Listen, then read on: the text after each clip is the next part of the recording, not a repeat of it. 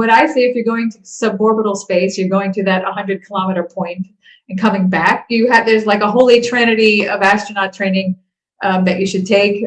You need the physical training that I took in the centrifuge, the parabolic flight, so the centrifuge gets you used to the high G forces, like at launch, when you're getting 3.5 Gs, pulling the blood down into your feet. And if you don't practice your breathing techniques, you're going to basically pass out. The parabolic flight is the practice of how you maneuver in 0 G. Very important when you are, at the moment of truth and you have only 4 minutes. You don't want to be kind of flailing around and not being able to maneuver yourself. And the last bit, which I think underpins everything, is the mental training. So those 3 aspects are at least the minimum of what commercial astronauts should be doing when they go out.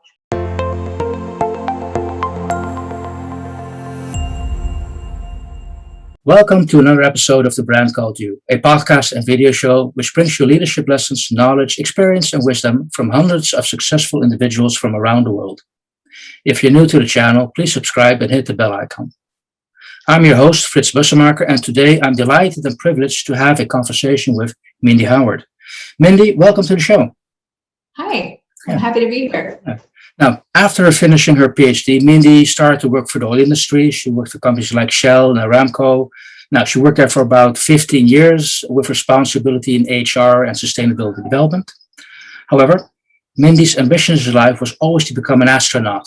So, narrowed down from thousands of applications to the last 200, she was selected by the NASA as a highly qualified astronaut candidate, following the conclusion of her PhD. But despite not making the final selection, she refused to let go of her dream. And when she saw during the training other people struggling in the centrifuge, she saw there was a need to help commercial astronauts prepare psychologically for the rigors of spaceflight. Now, her extensive knowledge has brought her in appearances in the media, both national TV, Discovery Channel, Travel Channel, Dutch TV, and she's also a TED speaker with the title, Train Your Fear Away Like an Astronaut.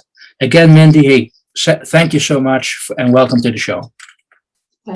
Hey, now, the very first childhood memory I have from my childhood is sitting on the shoulders of my father, seeing Neil Armstrong land on the moon. So as a 5-year-old kid in 69, I remember, I wanted to be an astronaut. All the boys wanted to be an astronaut. But over time that faded away, got other interested. So doing what I'm doing right now. I don't know about you, but you still have that dream. You want to make it reality. So how did that start? So, you were inspired by the lunar landing. I was a year younger than you, and I don't think I quite understood what was going on at the time, even though I do remember sitting around the TV watching it. My inspiration actually came when I was 6, because I used to watch a lot of TV, and I loved the show, The $6 Million Man, because I was in love with the $6 Million Man. And I just thought it would be so cool because he was an astronaut and he was bionic, and I wanted to be an astronaut and I wanted to be a bionic and fly around together. So, and that idea of being an astronaut and being bionic was something that I thought, this is really cool, and that dream never sort of went away. Okay, so tell me a little bit how.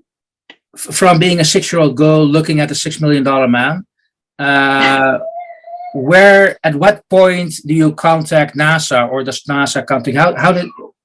How does that happen?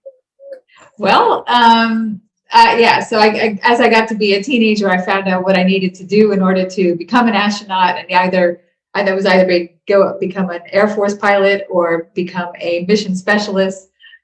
Tried the Air Force pilot route. I was told after applying that I was an inch too short. Then I went and became an engineer instead. And after my bachelor's and master's in the States, I was told, but you actually need a PhD if you want to be competitive at all, to have a chance. So I thought, okay, how long does that take? And they said, well, here in the States, only about 6 to 10 years. And I thought, ugh, that's Yeah. a little bit too Yeah. long for me. So isn't there a shorter way to do this? And someone suggested that in Europe, it typically will take 4 years. And I thought, I need to go to Europe. So, because I needed just to get this paper.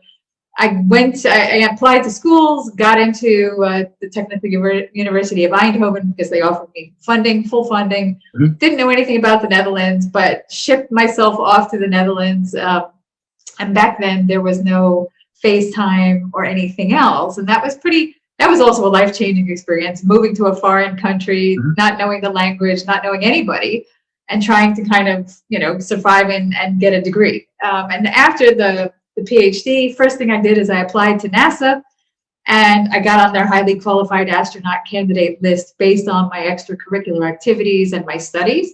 And I was really excited, but that was not the final 200. It wasn't the final 20 who actually went to space.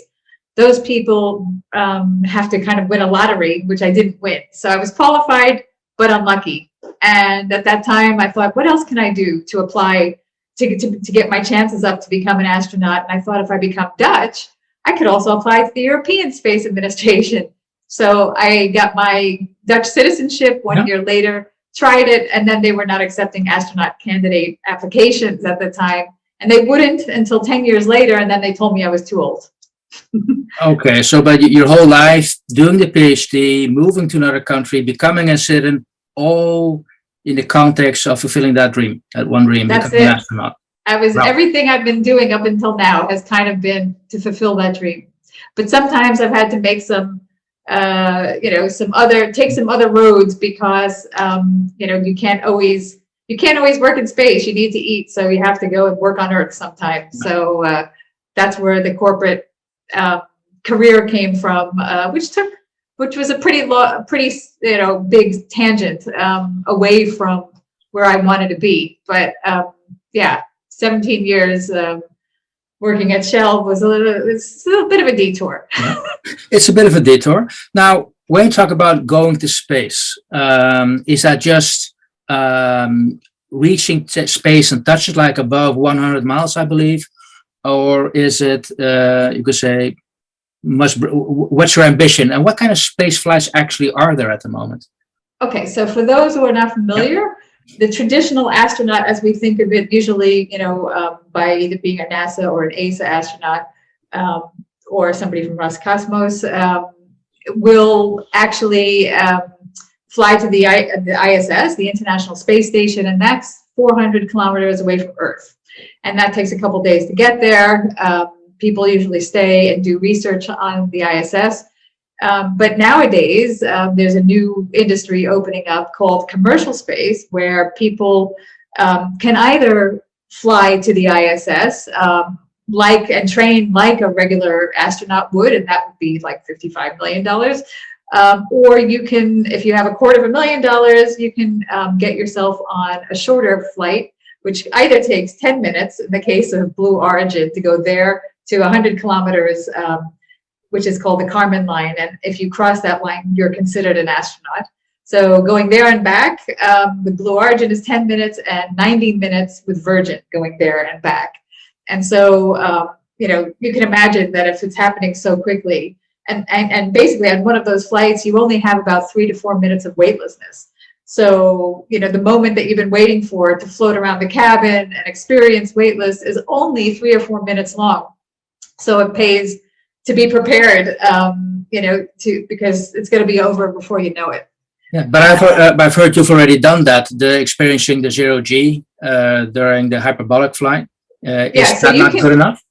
So you can also on Earth take a regular airplane, which is kind of hollowed out. The seats are taken away, and there's a kind of a long tube with pads all over it that you can also get a feeling of what it's like to be weightless.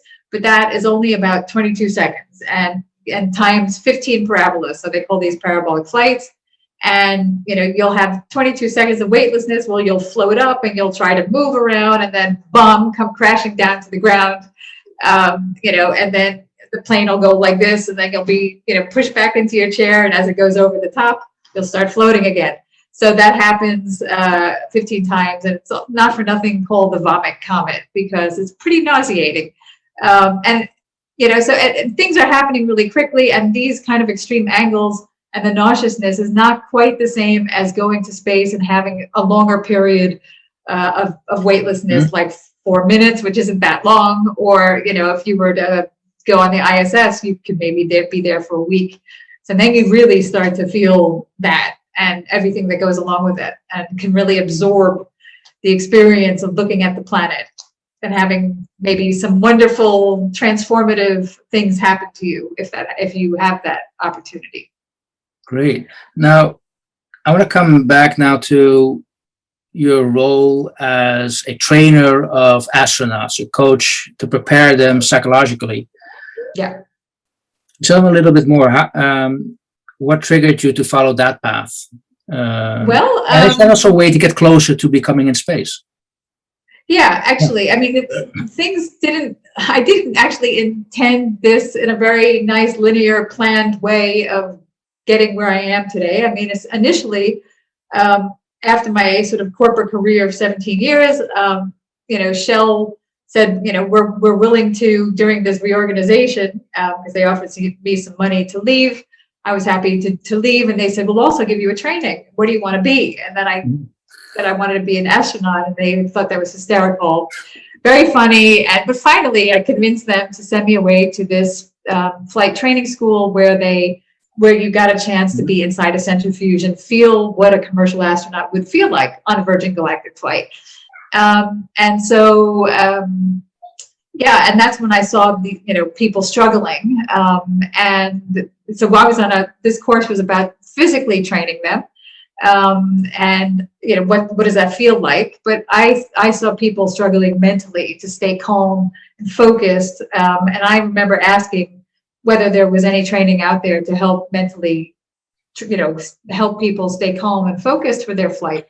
And they said that didn't exist. And I thought, based on my industrial engineering background and also talking with other people, I was able to create this course. And then I thought, all right, there's a need in the market.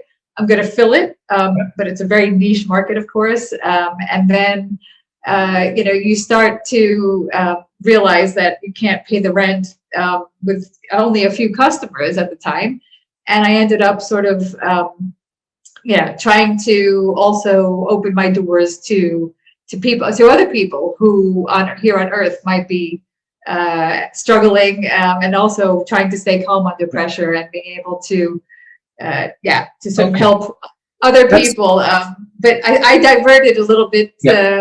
Okay, no worries. We'll get to what's happening on Earth a little bit later. But first, okay. I'm curious about. You just share with us what it costs to go on into space on a commercial flight. I mean, that's quite a lot of money. So this is very much for the happy few. Outside that, they are the happy few, what brings them together. Is there like a common trait in the people you have trained to becoming an astronaut at the moment? Well, the common trait is usually having a lot of money. But psychologically, I think a lot of these people are very adventurous. A lot of these people are CEOs and captains of industry who, are trying to push their boundaries more and more and more, whether that's for showing off reasons. I don't always know, but it could be just personally wanting to challenge themselves and do things that, are extraordinary. So, there are people who are also taking training who have that kind of DNA. Okay. People striving for excellence and peak performance. Yeah. And can you take us a little bit through what the specific training then is, which people need? And to what extent is it all customized to the individual? So what I say, if you're going to suborbital space, you're going to that 100-kilometer point and coming back, there's like a holy trinity of astronaut training that you should take. You need the physical training that I took in the centrifuge, the parabolic flight, so the centrifuge gets you used to the high G forces, like at launch, when you're getting 3.5 Gs, pulling the blood down into your feet. And if you don't practice your breathing techniques, you're going to basically pass out. The parabolic flight is the practice of how you maneuver in 0 G. Very important when you are, at the moment of truth and you have only 4 minutes. You don't want to be kind of flailing around and not being able to maneuver yourself. And the last bit, which I think underpins everything, is the mental training. So those 3 aspects are at least the minimum of what commercial astronauts should be doing when they go out into space. But if you start to go into orbital space, you'll start to train, for example, underwater, to simulate like a space flight. There's a lot more training that goes on. But for one of these, 90-minute flights, these 3 aspects are the most important things to get a handle of these skills: the high G, the low G, and the mental training. Okay. Now, the group of people who want to go on a commercial flight, that in itself is already a very small, exclusive group. I can imagine that the group of people who provide that training is even smaller. So how many colleagues do you have out there in the world who do what you do?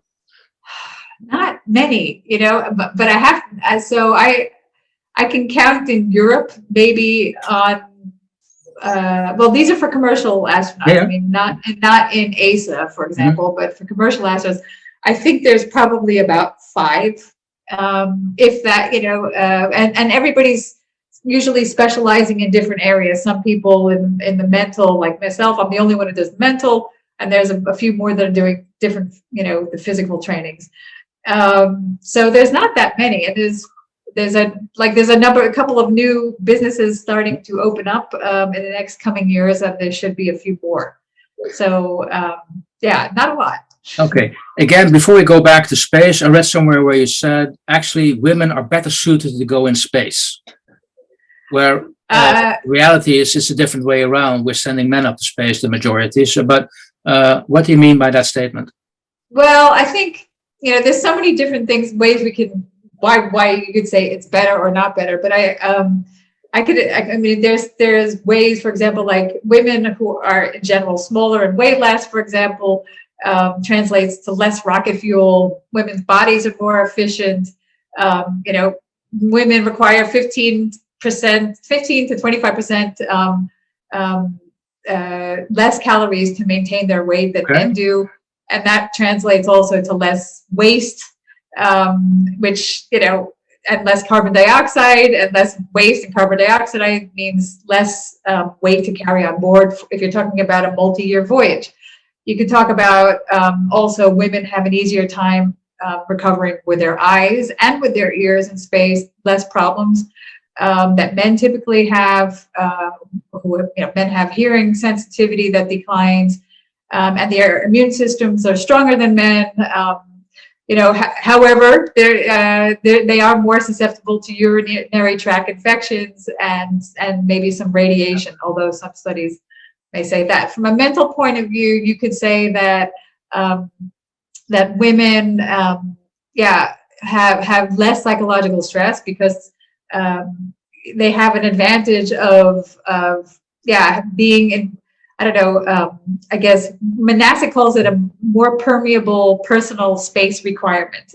So they're not like, this is my space as much as men are. So, people will say, and also the women are a little bit mentally resilient in terms of their moods compared. NASA did a study that said that men experience a greater dip in their moods on space travel, which is pretty important if you're considering a long-term trip to Mars. Yes. You don't want somebody who's always going to be moody. So yeah, I can imagine that. So it could be that the trip to Mars, which people are talking about, could be an all-female crew. Who knows?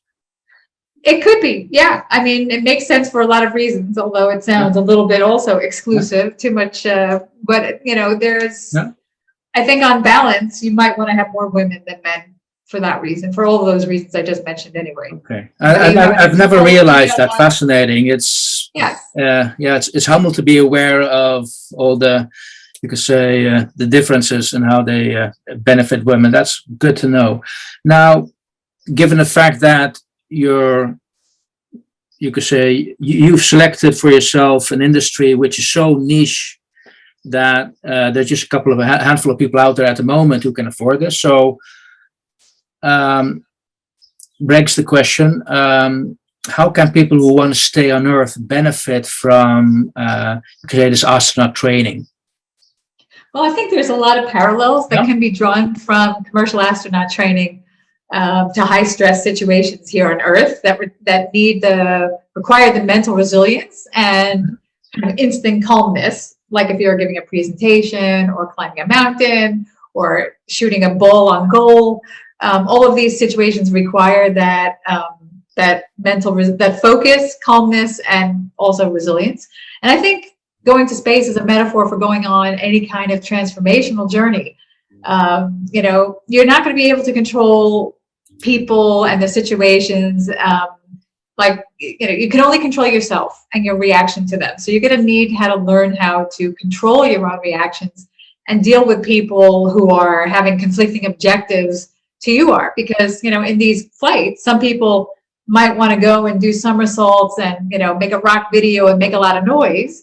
And they're going to they'll be on your flight, but there might be other people who just want to stare outside and have this transformative moment like Edgar Mitchell did, where he had the overview effect happen to him, this transformative feeling of oneness and connection with the universe. And you want to stare at the planet and get that, and meanwhile, some person behind you might be like, yeah, woo,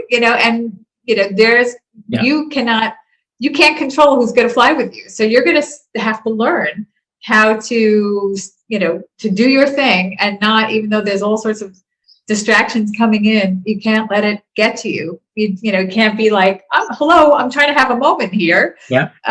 You'll just have to be able to have your moment, learn how to have your moment by yourself, even though there's all sorts of stuff going on. Okay, so that's what people can learn back on Earth. Yeah. I'm sorry. No, so that's what people can learn here on Earth. Just stay in the moment, stay focused, stay in the zone. Yeah, and how to instantly calm yourself. I use brainwave entrainment as one of many different techniques in inner space training. My company, but also I can say that a lot of these things are explained in my book. If people want to read more about these things, you can actually apply these techniques here on Earth in tricky situations for yourself. Okay, great. So you actually wrote a book about your experience training real astronauts, so people on Earth can make use of that same experience. Yeah, the book is actually not for astronauts. The book is for normal people. Normal people. Normal people. People, not astronauts. Yeah, no, regular people. Yeah. Now, you've described your whole journey in your life to at the moment, training astronauts. There's still that dream. In that whole journey, what were your biggest learnings and your biggest failures to date? Well, I've had many people along the years who have tried to get something for nothing from me and kind of use my passion of going to space as a motivation, like a carrot before my nose, and telling me, oh, if you do X, Y, and Z, I'll buy you a ticket to space, basically. Oh, yes. And I've been disappointed a number of times because I believed that someone, when he would say he would do this and then would never did. And that happened actually a lot of times that I would do work for people with the intention that they would send me later. And I think probably I've been a bit naive in the past, thinking that everyone has as honorable intentions as I do, because I can't imagine doing this to somebody. But I bumped my nose quite a number of times. And I think I probably need to have a better due diligence on the people that I'm going to work with, because now I refuse to work with people who are not also looking out for my best interest. So, yeah. Yeah, and I can imagine that due diligence is not only a lesson for wanting to go up in space, but that applies to almost any situation out there in life. Indeed. I think I was just too cavalier before in the past. Like they said they were, going to be honest. And of course, I just believed them.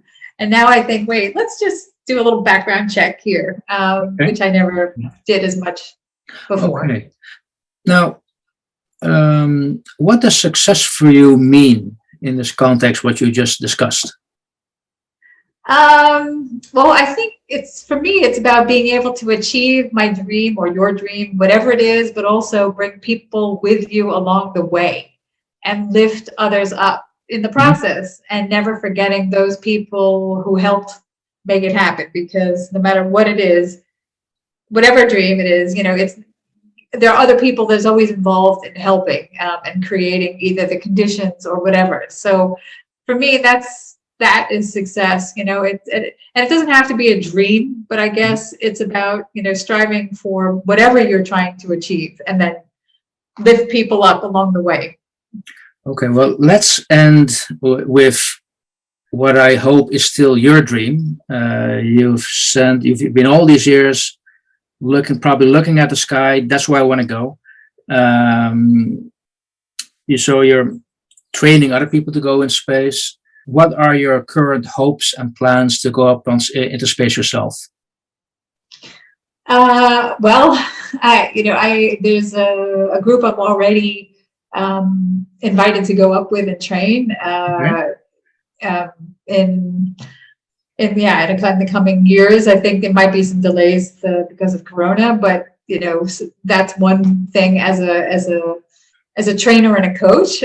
But of course, if I'm working for you, I'm there for you, and that's not necessarily there for me. So I would like to also experience space where I'm not working for somebody, but also to have my special moments up in space where I can do whatever I want and not have to worry about, a job or helping other people. And I hope there'll be more than one way that I'll be able to do that. But I mean, what I've realized is all of these different things that I've been doing in my life, if I look at it now, have actually helped build a career where I could be an asset to other people who are going to space. And I think by helping other people, I'm going to end up helping myself and achieve my own dream.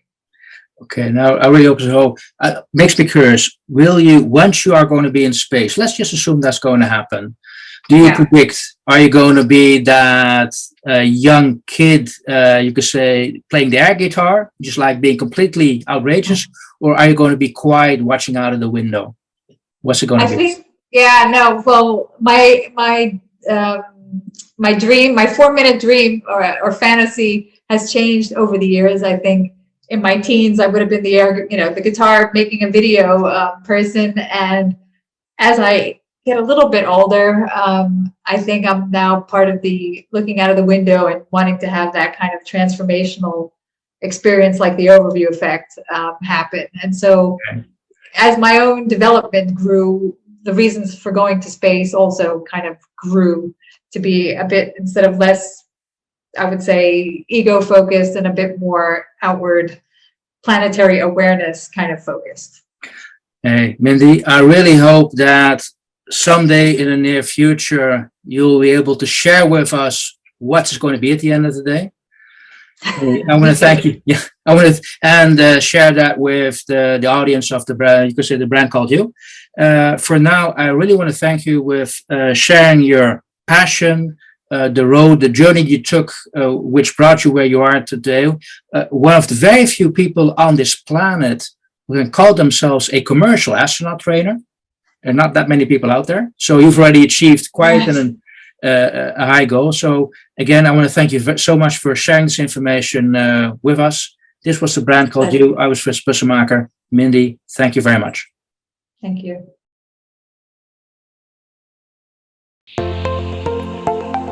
Thank you for listening to the Brand Called You videocast and podcast, a platform that brings you knowledge, experience, and wisdom of hundreds of successful individuals from around the world. Do visit our website www.tbcy.in to watch and listen to the stories of many more individuals. You can also follow us on YouTube, Facebook, Instagram, and Twitter. Just search for the brand called you.